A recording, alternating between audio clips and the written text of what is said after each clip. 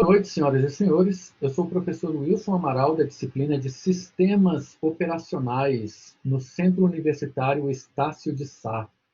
Hoje é uma segunda-feira, dia 9 de novembro, são 19 horas e 30 minutos. Nós vamos começar a nossa aula fazendo um apanhado geral do capítulo 2, a respeito de processos e threads em sistemas operacionais. Vou apresentar aqui a minha tela. Esse arquivo já está de posse de vocês. Se alguém, porventura, não tiver, por favor, me manda um e-mail, eu envio novamente. O capítulo 2 do nosso material, ele fala dos conceitos de processos. Qual é a importância de se estudar processos em sistemas operacionais? Bom, a gente viu na unidade passada. Eu vou até mostrar rapidinho, a página está aqui perto. Na unidade passada, a gente viu que os sistemas eles trabalham com operações multitarefas. Não sei se vocês se lembram. Então, como é que funciona? Imagine que eu tenha dois programas rodando na máquina, um programa A e um programa B. Imagine que seja um programa A seja uma música que você esteja ouvindo, um MP3 que você esteja ouvindo no seu computador. Imagine que o programa B seja a cópia de um arquivo que você está copiando de uma pendrive para o seu HD. Por exemplo, vamos supor essa situação. O programa A é uma música que você está ouvindo e o programa B é a cópia de um arquivo que está sendo feito. Ora, eu e vocês, nós temos a sensação de que essas duas coisas estão ocorrendo ao mesmo tempo. Só que a gente sabe, nós que fazemos a disciplina de sistemas operacionais, a gente sabe que não é assim. O processador ele é um só. Por mais que ele possa ter vários núcleos, o sistema ele é multitarefa. Só que essa multitarefa ela é simulada. Então, o que o processador faz? Ele fatia essas operações. Ele executa um pedaço do programa A. Nesse momento, o programa B está em espera. Aí, o que ele faz?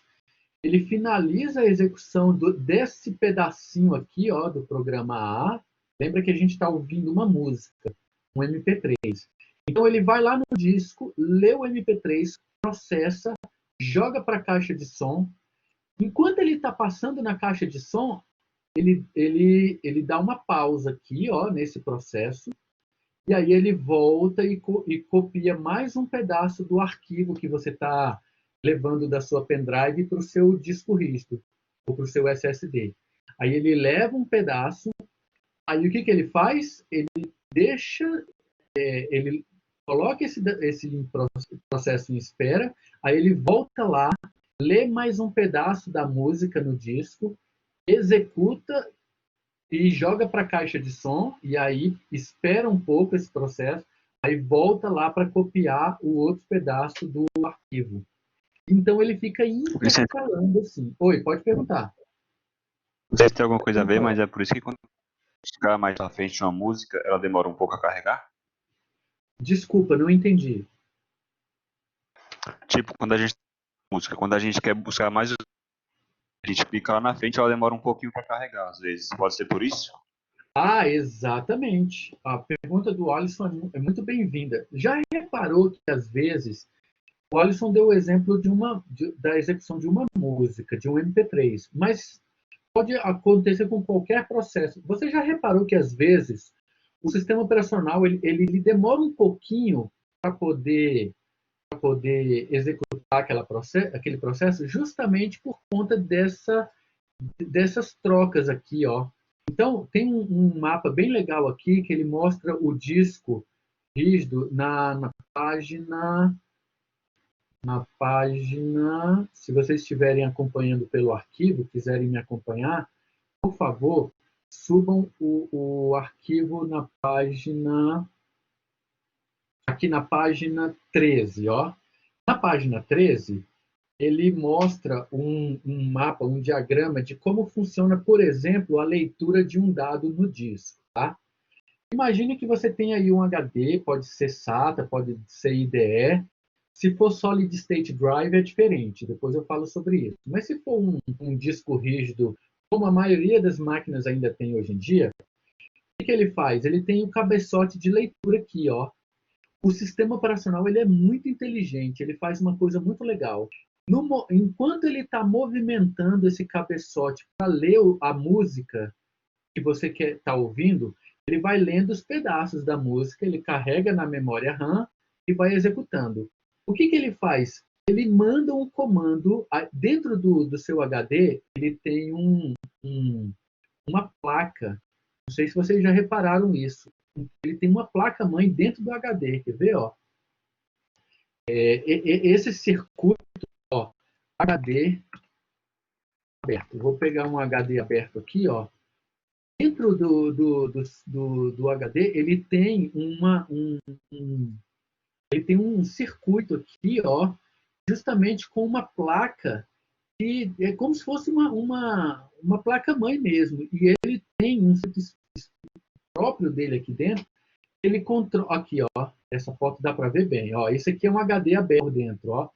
Aqui dentro tem um processador especificamente para tratar essa questão do HD. Então, quando o sistema operacional manda ele ler um arquivo, enquanto esse outro sistema do HD aqui, ele está movimentando os braços para fazer a leitura, ele está movimentando esses braços aqui, o que o seu sistema faz?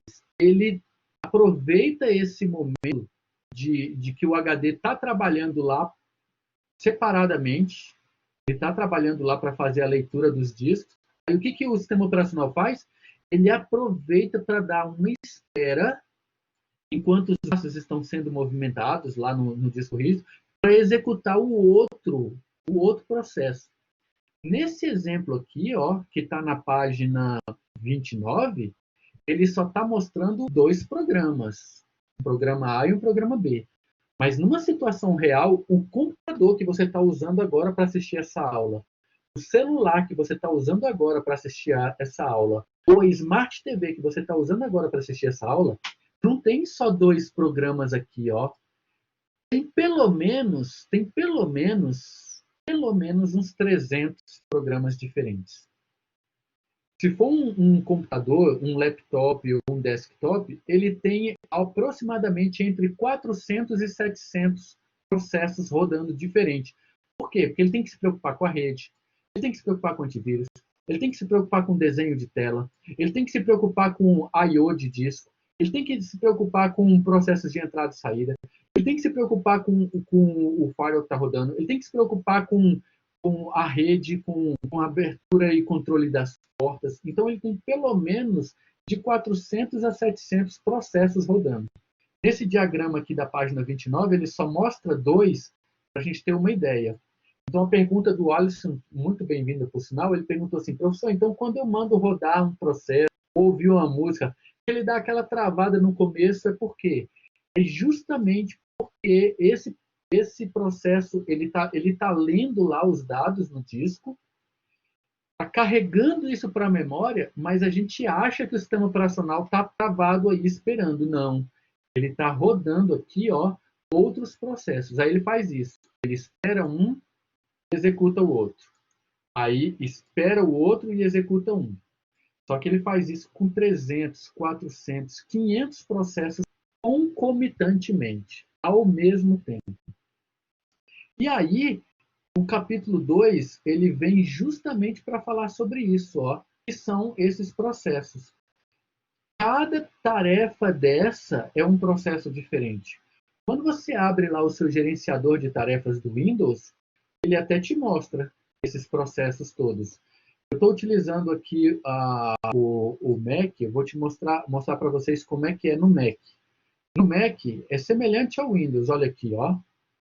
Eu estou utilizando o Mac na versão 13, o High Sierra, e olha só, eu tenho todos os processos aqui, ó. Ó, nesse momento, olha quantos processos eu estou rodando na minha máquina, ó.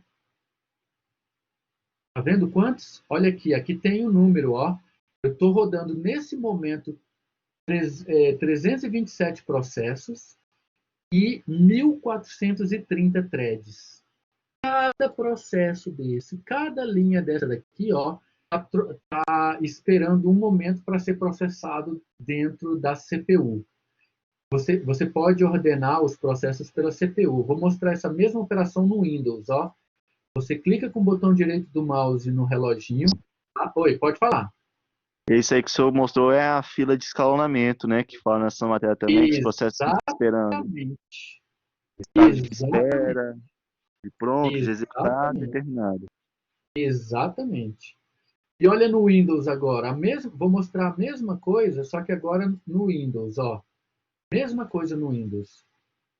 O Windows ele tem aqui para mim todos os processos que estão rodando na minha máquina. Olha a lista como é enorme. Ó. Cada linha dessa que vocês estão vendo, ele é um processo que ele requisita memória, requisita disco, requisita rede, requisita processamento e é controlado pelo sistema operacional. E a gente tem a sensação de que ele está fazendo tudo ao mesmo tempo, mas não. Ele pausa executa um pedacinho dele, igual ele mostra aqui, ó. Ele mostra lá na página 29. Ele mostra cada pedacinho desse processo. E aí eu tenho os processos que rodam em primeiro plano e em segundo plano. A diferença é o quê? Os processos de primeiro plano são aqueles que estão sendo mais requisitados pelo usuário, pelo próprio sistema. E existem os processos de segundo plano que são disparados pelo próprio sistema para atender processos de primeiro plano. Então, quem determina isso é o sistema operacional, essa ordem. Lembra que no primeiro dia de aula eu conversei com vocês que não havia um software mais complexo na face da Terra do que um sistema operacional. Justamente por conta dessas características, dessa capacidade que ele tem. E aí, dessa forma, ele vai controlando os processos e o tempo de fatia de cada processo. Aqui na página 39, tem um diagrama muito legal. Ele dá um exemplo de se a gente tivesse só 4 processos na máquina. Imagine uma máquina hipotética, ela só tivesse 4 processos rodando, só para a gente poder entender.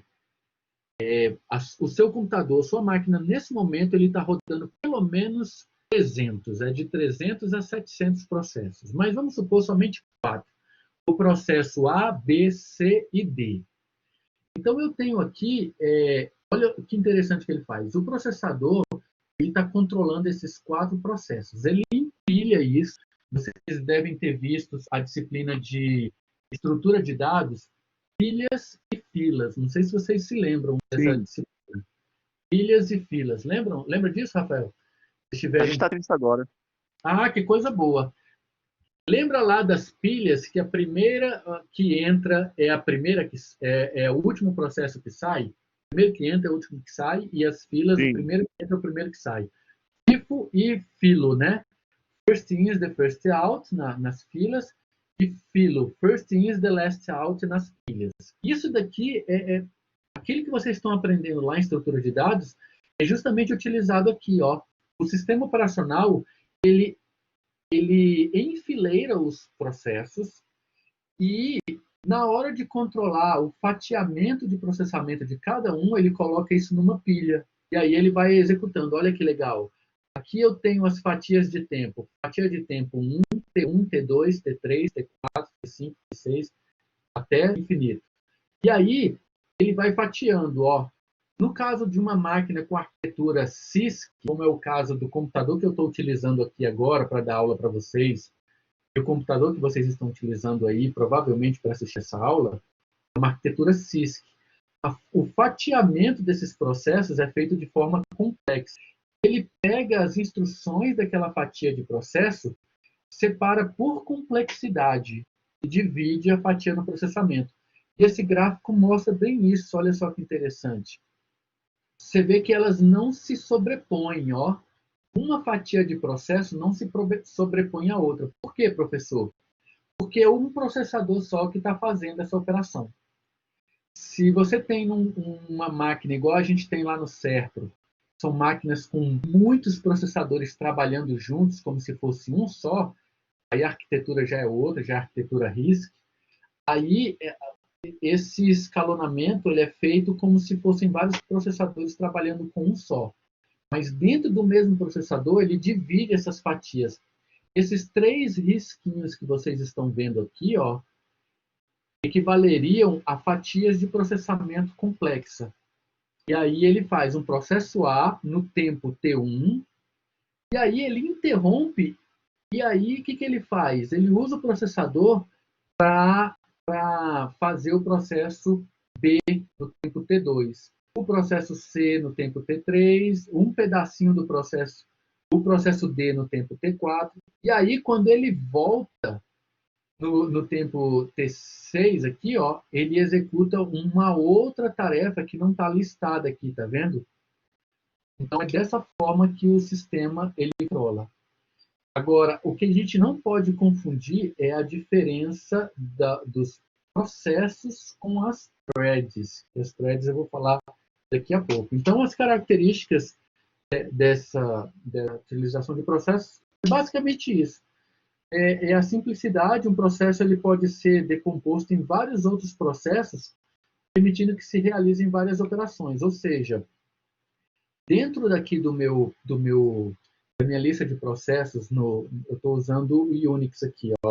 Então, por exemplo, cada item desse daqui, ó, esse processo ele pode ser subdividido em outros processos, que aí são tratados, que é o que a gente chama das PIDs. Então, uma coisa que a gente não pode esquecer é a PID. Não sei se vocês se lembram, a gente se lembram, a gente falou sobre as PIDs em mais ou menos um mês. PID significa Process ID, ou seja, cada processo ele tem um número identificador dentro do sistema operacional. O Windows, eu acho que ele não mostra as PIDs, quer ver? Ó, o Windows não mostra as PIDs de processamento, tá vendo? Ó? Oi, pode falar.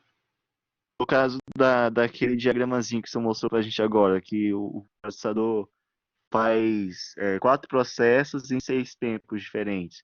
Ali, é isso, essa imagem. Aí, no caso, ele estava fazendo uso de PIDs? Exatamente. Cada conjuntinho cada risquinha desse conjuntinho dessas 3 riscas aqui, ó, equivale a isso daqui, ó, a PID, ó. Process ID. Tá vendo que, não sei se vocês conseguem ver na minha tela, vocês conseguem, se quiser, aumentar a minha tela, tem uma lupinha aí no canto esquerdo superior da tela, você consegue dar um zoom na minha tela. Aqui, ó, por exemplo, eu pedi para ordenar por Process ID. Então, o que acontece? Observe que cada processo desse, ele tem um número, olha só, ó. Esse número ele não pode se repetir, porque é por esse número que o sistema operacional identifica cada processo. Olha que interessante, aconteceu uma coisa bem interessante aqui. Ó. Observem que do processo 479, ele pulou para o processo 482. Por que isso aconteceu? Porque o processo 480 e 481 que estavam aqui no meio, eles foram finalizados. E aí eles saíram da pilha de execução. Olha que legal. Alguns, ó, 63, 62, 61, 60, 59, 58, 57. Esses aqui estão na mesma ordem porque ainda estão processando, tá vendo? Ó, um desses aqui é o meu processo de Wi-Fi. Esse aqui vai ficar até o final, ó, esse 460. Por quê? Esse processo, ele é concorrente, ele vai ficar enquanto estiver usando a Wi-Fi. Agora, muito provavelmente, olha que interessante, observe que do processo 457, o próximo anterior é 449. O processo 450, 51, 2, 3, 4, 5 e 6, provavelmente era alguma operação do usuário aqui, ó, que foram finalizados e aí eles saíram da pilha. Então, a pergunta do Rafael é muito, muito boa. O Rafael perguntou, professor, então, cada conjuntinho de riscas desse daí é uma PID? Exatamente. E o que é uma PID? Só relembrando, PID é o acrônimo para Process ID. Ou seja, é o identificador do processo dentro do sistema operacional. Então, o sistema operacional divide em fatias. Para cada fatia dessa, o sistema operacional chama um processo. Para cada processo, ele tem um Process ID, que é a PID que a gente vai ficar falando. O correto seria eu falar PID, tá? PID o tempo todo. Mas vou aportuguesar para facilitar a nossa vida e vou chamar de PID. Por favor, Rafael, pode falar. Então, por exemplo, um aplicativo aí tem vários processos, e cada processo desse é identificado por uma PID. Exatamente. Exatamente isso. Ó. Cada programa, cada aplicativo, cada software que você roda, por exemplo, você abriu aqui, ó, vou abrir um software, vou chegar aqui e vou abrir o jogo de xadrez, por exemplo. Ó. Abrir o jogo de xadrez. Esse aplicativo aqui, ele é um único programa, mas ele disparou centenas de processos. Ó, acabou de disparar outro processo, ó. Ele pediu um processo agora para eu informar o nickname, para eu jogo xadrez na rede, ó, professor. Aí, ó, isso já foi um processo dentro do processo. Aí, ó, professor Wilson Amaral. Imagina, esse é outro processo dentro de um programa. Então, quando eu estou aqui dentro desse programa, ó, vou disparar um outro processo dentro dele. Ó. Vou pegar o cavalo e vou botar aqui. Ó, disparei outro processo. Agora o sistema disparou outras PIDs. Então, a pergunta do Rafael, muito bem-vinda. Um programa, ele dispara pelo menos um processo. Se for um programa muito simples, muito fuleira, igual esse daqui, ó. Vou mostrar um programa muito fuleira. Olha aqui, ó. Calculadora. Calculadora, quer ver? Vamos ver lá no meu gerenciamento. Quer ver, ó? Ela deve ter aberto olha lá, ó. Abriu uma PID só, tá vendo, ó? Olha lá, foi a PID 1161, ó. Então, olha que interessante. Eu vou botar um do lado do outro, ó. Aqui pertinho a PID 1161 da calculadora, que eu acabei de abrir, e ó, pertinho dele a PID do xadrez, ó, que eu abri lá. A PID do xadrez disparou 20 processos e a PID da calculadora disparou um processo e 3 threads. A PID do xadrez disparou um processo e 5 threads. E cada uma com ID diferente. Olha que legal. O ID do xadrez foi o 1147 e o ID da calculadora 1161. Agora, olha que legal. Eu vou fechar a calculadora. Ó. Eu vou fechar a calculadora. Tá vendo que do 1160 ele em 1161 e 1165, eu vou fechar a calculadora, ó. Vou lá na calculadora e vou fechar a calculadora, ó. Fechei a calculadora. Olha lá, que legal. Ela saiu do processo, aí eu tinha o 1161. Ó, sumiu, ó. Do Process ID 1158, ele está pulando para o 1166. Viu que legal isso? E o meu processo do xadrez continua lá disparado. Agora ele está com 57 processos, agora 107 e 7 threads abertos. Ó. Provavelmente essas 7 threads são associadas a essa jogada que foi feita aqui. Ó. E aí, ó, olha lá, fiz uma jogada. Olha lá que legal, ó, passou para 134, 340 PIDs e 9 threads. Olha que legal. Enquanto você está jogando xadrez. Não é muito legal isso? Pode falar, Rafael. Não, o senhor já respondeu a minha pergunta, porque eu ia perguntar por onde que o senhor consegue saber quantos processos a ação que o senhor faz no aplicativo cria. Tem uma coluna bem ali onde o senhor vê. Exatamente. Agora o Windows, ó, o Windows ele tem uma coisa ruim. O Windows ele não me mostra as PIDs, tá vendo, ó? Pelo menos a versão que eu estou usando. Eu estou usando o Windows 10. Se você puder abrir a sua máquina aí, clica com o botão direito do mouse no reloginho, pede gerenciador de tarefas. Se a sua versão, vê se a sua versão ele apresenta as feeds. Ó, a minha versão aqui não apresenta, tá vendo? Ele apresenta o uso de CPU, uso de memória, uso de disco e uso de rede. Deixa eu ver se ele tem a opção aqui de eu mostrar as feeds. Ó, desempenho, histórico de apps, inicialização, histórico de aplicativo. Ó, ele não me dá, ele dá o tempo de CPU, ele me dá o desempenho por CPU, mas ele não me dá as feeds. Ó. Não sei porque o Windows, pelo menos a versão que eu estou utilizando aqui, não sei o de vocês aqui. Se alguém estiver usando alguma versão diferente da minha e ele mostrar as feeds... Professor, aí, no meu deu para ver aqui, ó. Ah, o seu mostra, o Alisson? No meu deu para ver. Ah, legal. Mostrar em detalhes. Detalhes? Ah, show de bola. Isso, beleza. Obrigado, Alisson. Ó que beleza, ó. Aqui, ó, em detalhes. Olha as feeds, que legal, ó. Show de bola. Excelente, Alisson. Obrigado. Ó que beleza, ó. Aí ele mostra também o uso de memória, o uso de virtualização, o status. Ah, que legal, ó, ele mostra também o status do que está rodando, do que está suspenso. Olha que legal. Olha que coisa interessante, ó, gente. Vocês estão vendo que a minha calculadora está como se estivesse rodando aqui, mas está suspenso? Por que ele faz isso? E olha, ele está usando a PID 7544. Por quê?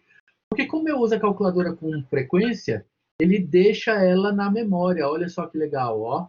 Quando eu rodar a calculadora, ó, abrir a calculadora, agora ele entrou em execução, olha lá que legal, ó. Aí ele usa agora a CPU, ele foi para 10 ciclos de CPU, agora ele caiu para 0. A PID continua a mesma, está em execução. Quando eu fechar, ó, olha lá que legal, ela foi para suspensão. Ele deixa suspenso por quê? Porque para quando eu rodar, esses dados já estão em memória e rodam mais rápido. Professor, isso aí é cache ou ainda não chega ao cache? Desculpa, não entendi. Isso daí já chega a ser a memória cache ou não? Isso, sim. Boa pergunta. A pergunta dele foi assim, ó, professor, isso daí já utilizando, botando isso em cache, exatamente. Olha só, por que o sistema operacional faz isso? O sistema operacional é muito inteligente, é fora de série, é uma das coisas assim, mais fantásticas que existe. Quando eu não rodei a aplicação, enquanto eu não rodei, ela estava lá em disco, ó. O programa está lá guardadinho no disco. Aí o que acontece? Quando eu rodo pela primeira vez, aí o que ele faz? Ele carrega esses dados do disco para a memória RAM. E aí o que ele faz? Ele carrega isso aqui para dentro dos caches, L3, L2 ou L1, porque a latência é menor, tá vendo? Ó? A latência mais cara de cache é de 20 nanosegundos. Isso se for cache L3. Professor, o que é esse cache L1, L2, L3? É uma memória que fica dentro do processador.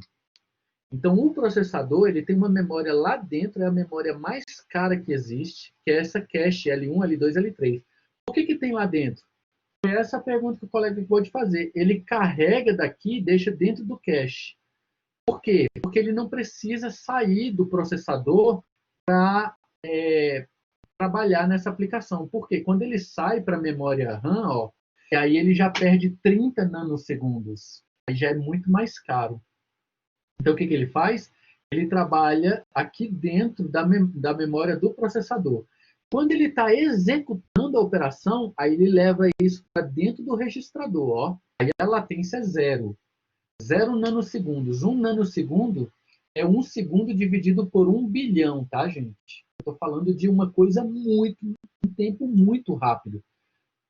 cache, os dados da calculadora ali, quando eles foram carregados para dentro do registrador, a latência é de 0. Eu estou dentro do registrador. Quando eu tenho que descer para o cache L1, L2, L3, eu já tenho de 2 a 20 nanosegundos de perda de performance. Só que eu ainda estou dentro do processador. Quando eu tenho que cair para fora do processador, que eu tenho que descer para a memória RAM, aí eu já tenho latência de 30 nanosegundos. Então, é justamente isso. Quando você carrega aqui, olha só, eu vou localizar aqui a calculadora. Quer ver? Ó, calculadora. Ela está suspensa. Tá vendo? Por quê? Porque como eu uso com frequência, o sistema operacional guarda estatísticas disso. O que eu uso com frequência, ele só deixa suspenso. Observe que se eu reinicializar a máquina e voltar aqui de novo, a calculadora continuará suspensa. Por quê? Porque ele tem estatísticas disso. Quando eu rodo a calculadora, observe que o suspenso, ele vira para a execução e ele roda muito mais rápido. Olha lá, ó. Ele subiu para 14 ciclos de CPU, agora voltou para 0 em execução. Agora eu vou abrir um programa que dificilmente eu uso. Quer ver? Eu vou abrir, por exemplo, o Microsoft Edge, que é um browser que dificilmente eu uso. Quer ver? Ó? Deixa eu localizar ele aqui, ó, Edge. Eu dificilmente uso o... Professor, quando um Pode processo perguntar. está suspenso, ele ainda ocupa memória? Ele ocupa quase 0 de memória. Ele não carrega os dados de sua memória RAM, ele usa 0, absolutamente 0. Somente os dados ficam à disposição do sistema operacional. Olha o que eu vou fazer agora. Eu vou rodar o Microsoft Edge, que é um software que eu dificilmente uso, tá? Observe que ele nem aparece aqui na minha lista, nem em suspenso, ó. Quando eu rodo ele agora, ó, olha o tempo que ele leva, ó. Essa máquina tem 32 GB de RAM. É um processador Core i9 com 3.75 GHz. Olha o tempo que ele levou para subir o processo, ó. Vamos ver, olha só quantas instâncias ele criou, ó. 1, 2, 3, 4, 5, 6, 7 instâncias de PID de processamento, ó. Só para rodar o navegador. E aí agora ele está em execução, tá vendo? Ó? Ele está com status em execução. Ó, outro processo que foi aberto pelo meu antivírus, ó, que legal. O antivírus está reclamando aqui que eu não instalei as bibliotecas para ele. Aí, beleza. Ó, o que eu vou fazer agora? Eu vou fechar o processo, eu vou fechar o aplicativo do Edge. Ó. Vou chegar aqui e vou fechar. Vamos ver se ele vai colocar em suspensão ou se ele vai tirar da memória. Quer ver? Ó? Ele ainda está em execução, ó, começando a descarregar. Ó, ele nem deixa em suspensão, olha que legal. Ele simplesmente tira fora, ó. Zerou. Por quê? Porque ele, na estatística ele encontrou que eu dificilmente uso esse software. Então ele não vai perder tempo aqui utilizando isso e carregando. É um software é um aplicativo que eu uso pouco. Olha que legal a inteligência do sistema operacional. Muito provavelmente esse outro sistema operacional aqui faz a mesma coisa. Se eu descarregar o xadrez aqui da memória, ó, eu vou tirar o xadrez da memória. Lembra que ele está rodando aqui um processo? Ó, vou botar a janelinha de cá. Ó, tá com 115 processos, 8 threads abertos. Vou fechar, ó. Vou fechar. Deseja salvar esse jogo? Não, não quero salvar. Ó, vamos ver. Aqui ainda, não descarregou. Ó, 8 threads. Ó, ele mantém aqui na memória. Olha que legal. Porque se eu for rodar, ele vai abrir muito mais rápido, provavelmente. Quer ver? Eu vou rodar o xadrez de novo, ó. Ó, ele carregou muito mais rápido.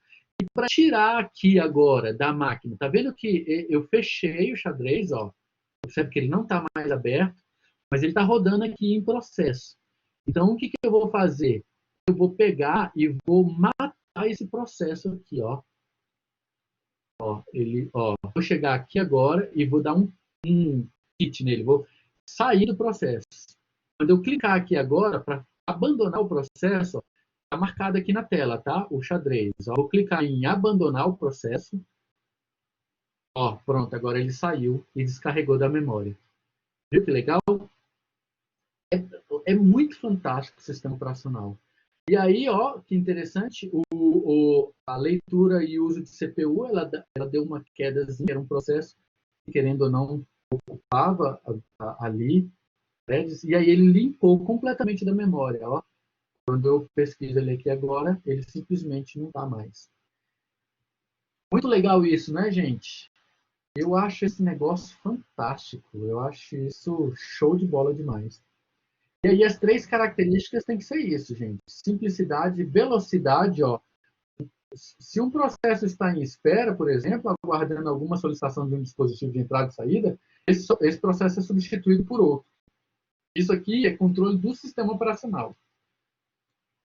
Porque às vezes pode acontecer um deadlock. Eu já expliquei para vocês de deadlock. Não sei se vocês se lembram. A gente falou de deadlock tem um mês.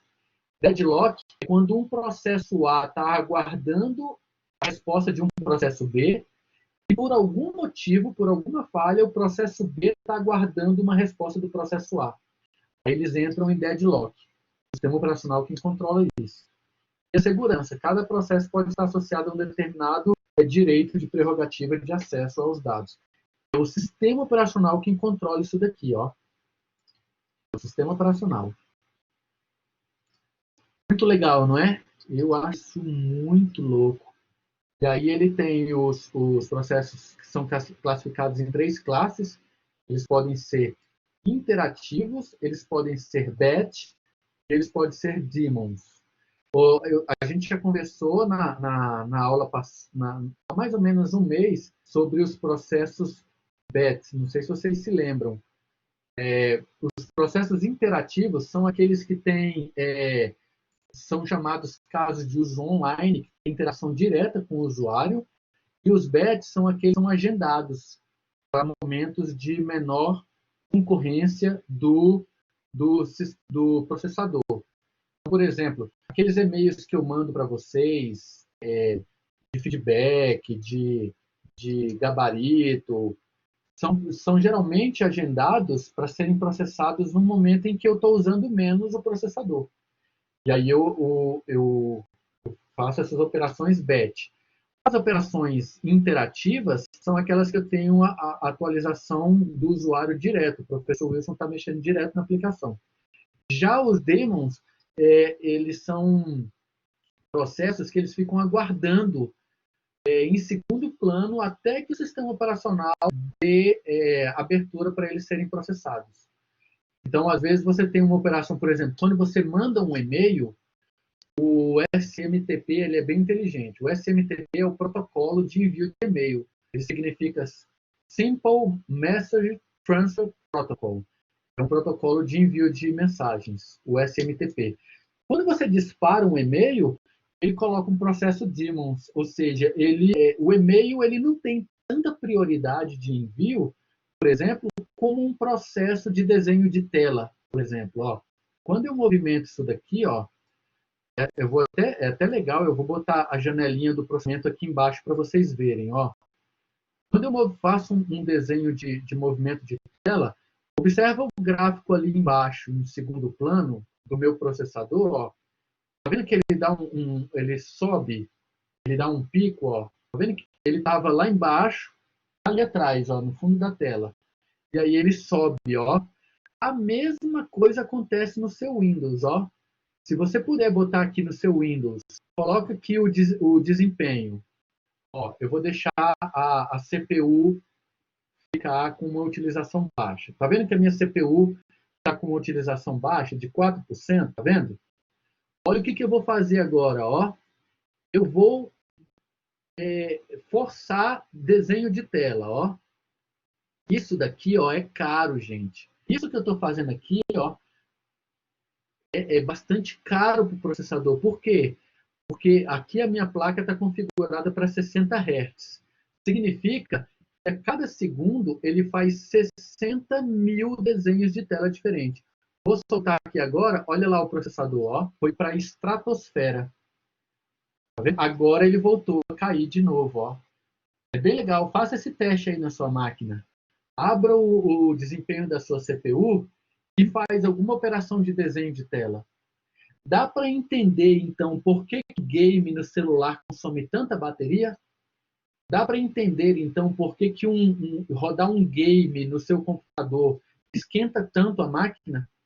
Porque o ciclo de processamento da CPU vai para a estratosfera, porque desenho dela é uma das coisas mais caras que existem para um sistema operacional fazer. Olha lá o meu processador lá embaixo, olha que legal. 3% de ciclo de CPU. O que eu vou fazer agora? Vou só pedir para movimentar a tela, ó. Só pedir para movimentar a tela. Vou largar. Olha lá o processador, ó. Foi para 80% de atividade. Aí agora ele caiu para 71%, 4%, 3%, olha lá. Desenho de tela é extremamente caro. E olha que eu estou utilizando um ciclo de 60 Hz. Quer ver, ó? Deixa eu só confirmar se é isso mesmo, ó. Eu nem gosto de deixar 75 Hz, porque eu não preciso. Ó, eu estou utilizando aqui o ciclo, ó, 60 Hz, ó. Eu não gosto de deixar, eu gosto de deixar o mínimo possível, por quê? Porque eu não preciso de mais de 60 mil ciclos de desenho de tela, porque eu não uso game, eu não uso aplicação que eu precise de utilizar imagens, leitura de vídeo, de imagens. Então eu deixo aqui 60 Hz. Mesmo com 60 Hz, imagina que o tanto de processamento que ele sobe, ó. Se eu botar ali 85 Hz, em vez de usar 80% de CPU, ele vai estourar em 99. Justamente por quê? Porque hoje ele está desenhando a minha tela 60 vezes a cada segundo. Ele desenha todos os 1080 pixels de largura por todos os 1920 pixels de altura. Agora imagina se eu tivesse a 85 ciclos de Hertz. Deixa eu ver, Matheus está perguntando, professor, existe alguma relação entre o tamanho do software e a quantidade de PIDs e threads que ele vai gerar quando em execução? Sim, sim. Completa relação. Sim, total relação. Olha só que interessante. A pergunta do Matheus é muito bem-vinda. Professor, um programa, dependendo da sua complexidade, ele roda mais threads? Sim. Vou até dar um exemplo aqui, ó. Quando a gente abre um aplicativo como a calculadora, vou abrir aqui a minha calculadora, ó. Vamos ver quantas PIDs ela está utilizando, ó. Ó, a calculadora. Ela está utilizando. Eu tenho um processo para calculadora. Ó, tá rodando aqui, ó. Agora eu vou abrir um outro processo. É extremamente pesado. Chrome. Galera, esse browser ele come a sua memória. Ele come processamento. Cliquei aqui para abrir o tempo que ele levou para carregar, ó. Vamos ver quantos processos ele vai abrir. Olha aqui, ó. Olha aqui quantos, ó. 1, 2, 3, 4, 5, 6, 7, 8, 9, 10, 11, 12, 13, 14 agora, ó. Abriu 14. E ainda abriu, ó, ele ainda abriu um host aqui de console e abriu ainda um outro processo chamado processador de comandos do Windows. Ó. Isso tudo foi aberto pelo Chrome. 14, 15 processos agora, ó. 14, 13, 12, tá vendo? Enquanto que a minha calculadorazinha ali, ó, somente o processo dela, ó a diferença. Se você abre mais abas no Chrome, então, aí, meu amigo, vai embora. Você precisa ter muita memória. Agora eu vou fechar o Chrome, ó. Fechei. Olha lá, ó. Ó, ainda está aqui aberto, ó. Ó, olha quantos processos. Agora ele está fechando, ó. 1, 2, 3, 4, 5, 6, 7, 8, 9, 10. 9, 7, 1, 2, 3, 4, 5, 6, 7, 8, 9. Pode falar, Luiz. No Mac ele roda melhor? Não, ele tem a mesma problema. Onde é que o Mac ele vai ter alguma vantagem? Ele vai ter alguma vantagem em processamento de imagens, tá? É uma pergunta que os alunos sempre me fazem. Professor, qual sistema operacional utilizar? Depende do seu uso. Então, por exemplo, para trabalhar com imagens, por exemplo, os processadores utilizados pela Apple e também a arquitetura do próprio sistema operacional, ela facilita esse processo justamente para a leitura desses itens de tela. Por exemplo, um software como esse daqui, esse é o software que eu utilizo para editar as aulas de vocês, ó. Então, ele me dá bastante precisão, ó, a respeito dos pontos. Isso aqui no Windows, ele teria um pouco mais de dificuldade para tratar. Agora, game, então, o Windows ele tem uma resposta muito melhor, porque ele já é mais voltado para processos de desenhos poligonais.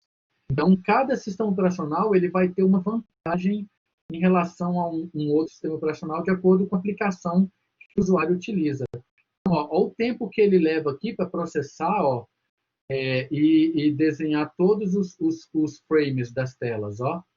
Isso aqui é uma aula, por exemplo, que eu dou para vocês e eu uso esse software para fazer edição. Então, dependendo da sua operação, um sistema operacional vai ser melhor do que outro. Por isso que eu tenho aqui nessa máquina 5 sistemas operacionais diferentes.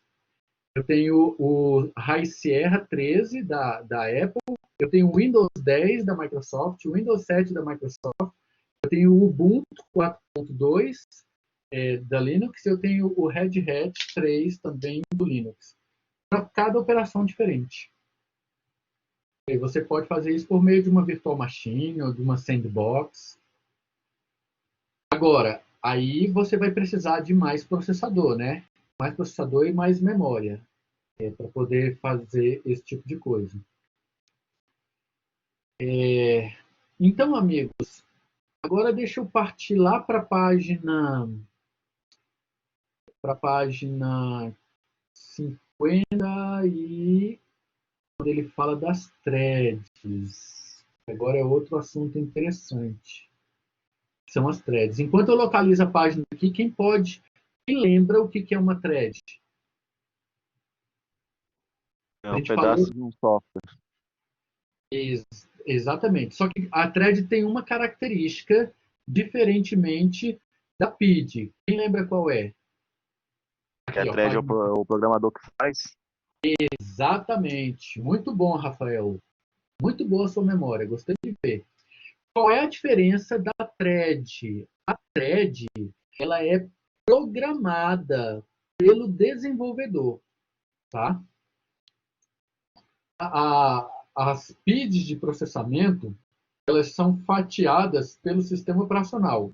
Aí, um programador, como eu e vocês, a gente está fazendo um programa e a linguagem de programação ela tem que permitir o uso de threads, tá, gente? A primeira regra é essa.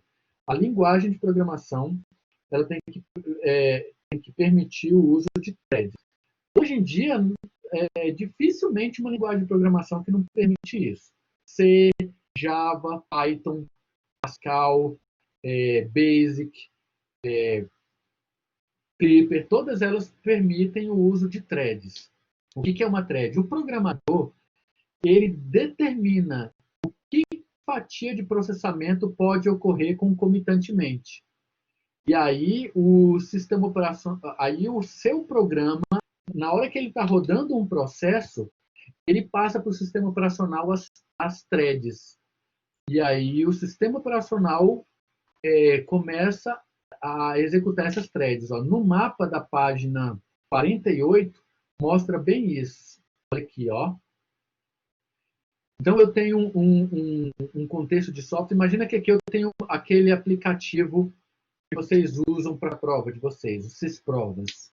Imagine que você esteja rodando o Cisprovas. A semana que vem, vocês vão usar o Cisprovas para fazer a avaliação aqui desse conteúdo, né, de processos e threads. Aí, imagina que você está rodando o Cisprovas.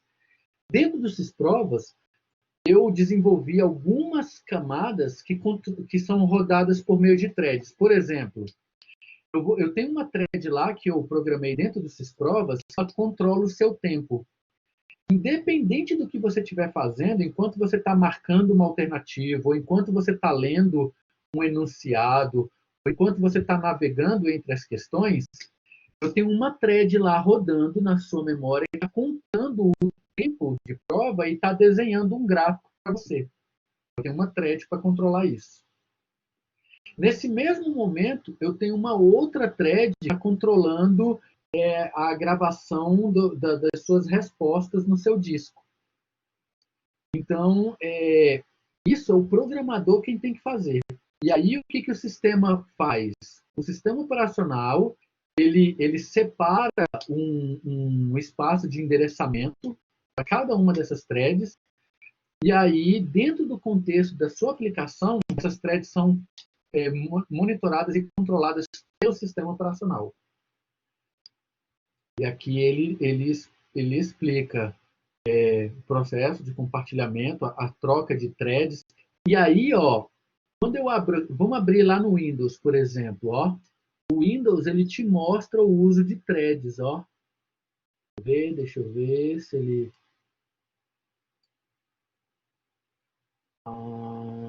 aqui, ó. Aqui, ó. Olha que legal.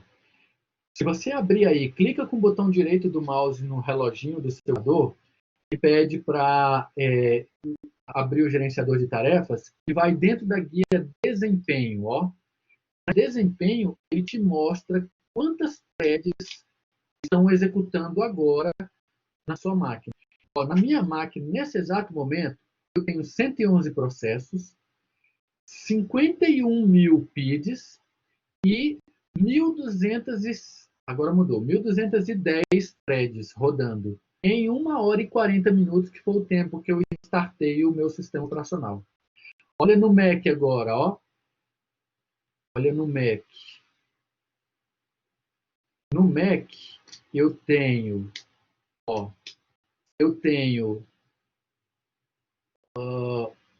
um total de 333 processos, ou seja, essa lista aqui, ó, que vocês estão vendo, tem 333 processos, e nesse momento eu estou rodando 1.461 threads. Vou mandar filtrar por threads aqui, ó. O processo que mais está rodando thread é o kernel do sistema operacional. Olha que legal. Se você localizar uma operação aí chamada kernel task, no Windows também tem. Ele também traz uma operação de kernel, ó. Gente, olha como é que são as coisas. Lembra que eu abri o Chrome aquela vez? No meu Windows? Olha aqui, tudo aberto ainda. Viu que eu fechei o Chrome, né? Ele ainda deixou aqui aberto, porque o Chrome eu uso com mais frequência. Mas acreditem, olha quanto de memória esse cão está usando. Olha o meu processamento aqui, ó. Olha lá o meu processamento, lá na estratosfera. Eu vou matar agora os processos do Google Chrome. Quer ver, ó? Cara, ele é muito pesado. Misericórdia. Vou clicar nele aqui agora, ó. Os processos do Chrome. E vou matar esse processo, ó. Cliquei nele. E vou mandar finalizar a tarefa. Vou tirar ele da memória, ó.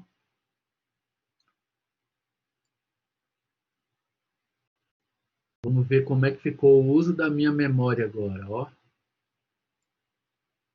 Vamos ver como é que ficou. Finalizar a tarefa. Finalizando. Ó, Fechei ele. Fechei. Vamos ver o meu desempenho. Olha lá. O desempenho caiu. Deixa eu ver o uso de memória. O uso de memória também. Olha como é um processo pesado. A mesma coisa acontece aqui. Ó, o Chrome no Mac, ele está rodando, ele está usando 28 threads e o Process ID de 540. Olha lá, ó.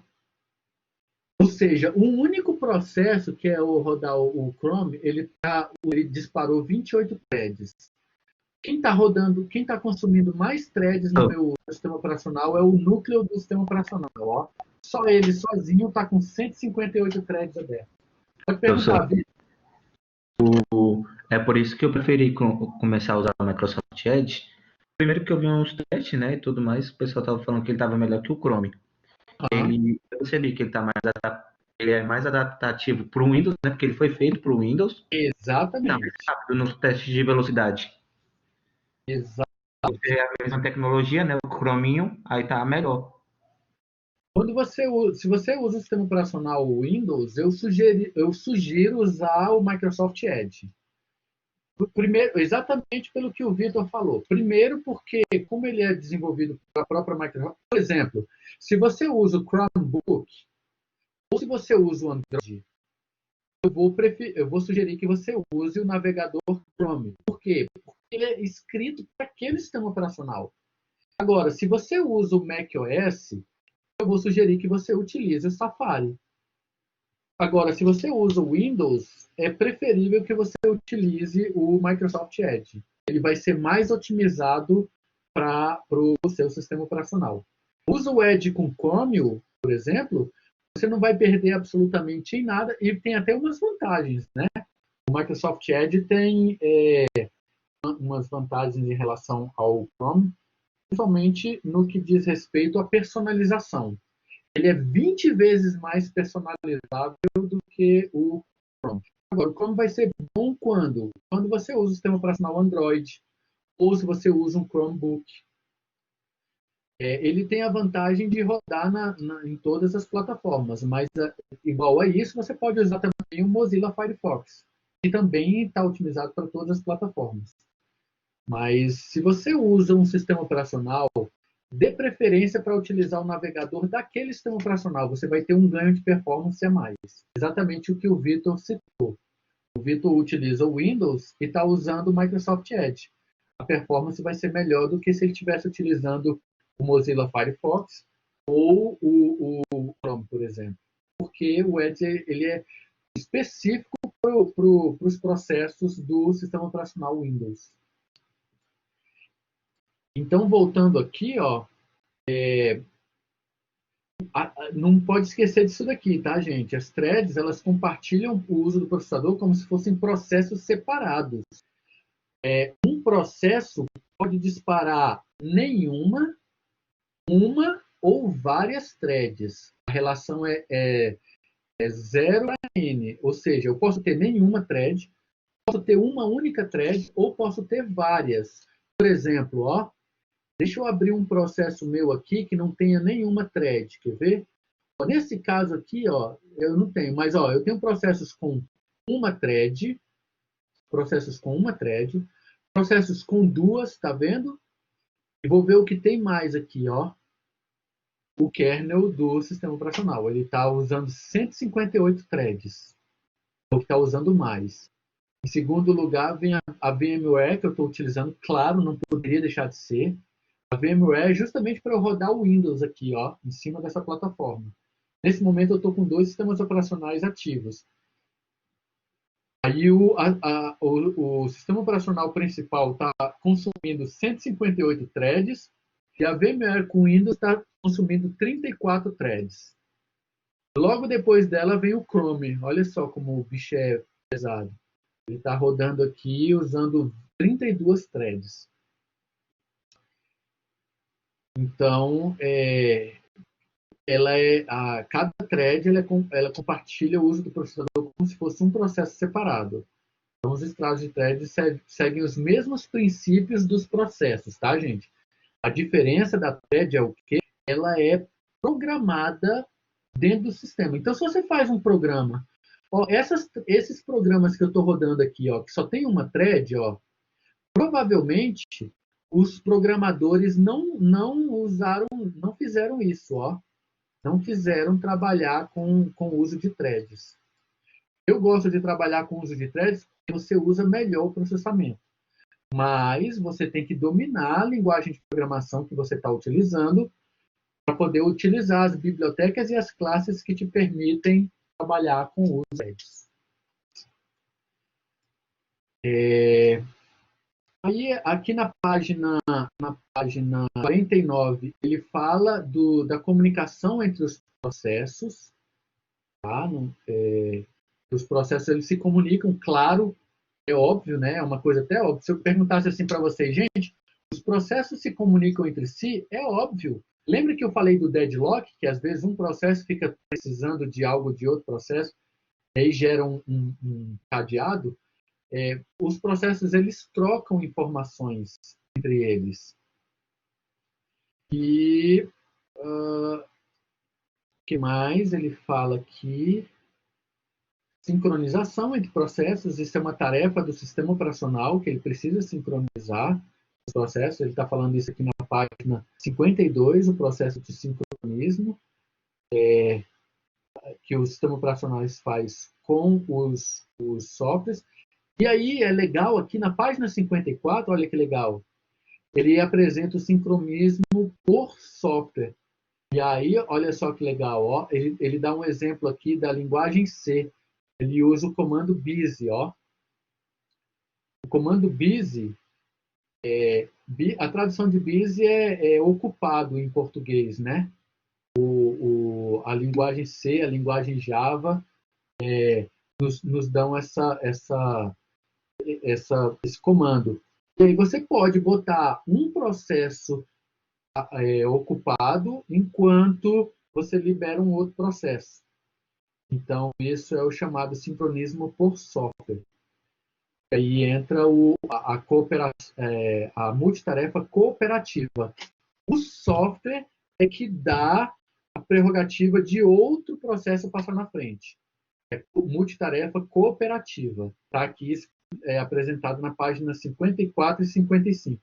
E a multitarefa preemptiva, quem toma conta disso é o sistema operacional.